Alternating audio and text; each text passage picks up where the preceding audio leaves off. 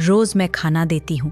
एक औरत ने भिखारी के खाने में जहर मिला दिया था और शुक्रिया भगवान को देता है। आज देखती हूँ कैसे भगवान उसे बचाते हैं।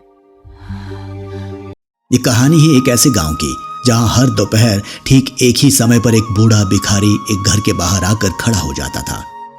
वह कभी जोर से नहीं मांगता था, बस दरवाजे के पास खड़ा होकर मुस्कुरा देता। उस घर की एक औरत चुपचाप उसके लिए एक थाली लाती, 2 रोटियां, थोड़ा चावल और सब्जी। भिखारी दोनों हाथ जोड़कर हर बार एक ही बात कहता, प्रभु तेरा लाख लाख शुक्र है। तेरा लाख लाख शुक्र है, तू रोज किसी न किसी को मेरा सहारा बनाकर भेज देता है। औरत रोज उसे खाना देती रही, लेकिन एक दिन पड़ोसन ने ताना मारा, अरे पगली, खाना तू खिलाती है और धन्यवाद भगवान को देता है, तुझे कभी बुरा नहीं लगता क्या? बस वही बात औरत के दिल में चुभ गई।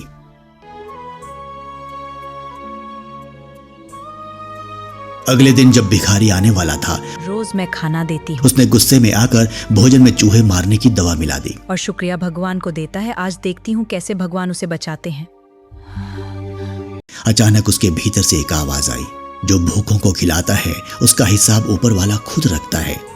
कहीं ऐसा ना हो कि ये भोजन वापस तेरे अपने घर लौट आए। उसके हाथ कांपने लगे, चेहरा पीला पड़ गया। मैं तुरंत रसोई में भागी।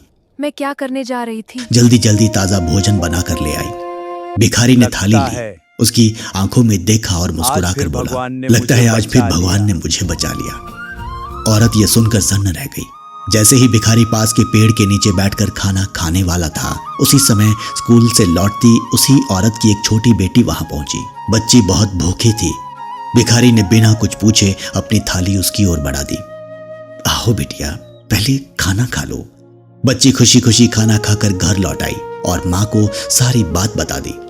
यह सुनते ही औरत के पैरों तले जमीन खिसक गई। उसकी आंखों से आंसू बहने लगे। अगर आज वही जहरीला खाना मेरी बेटी तक पहुंच जाता तो।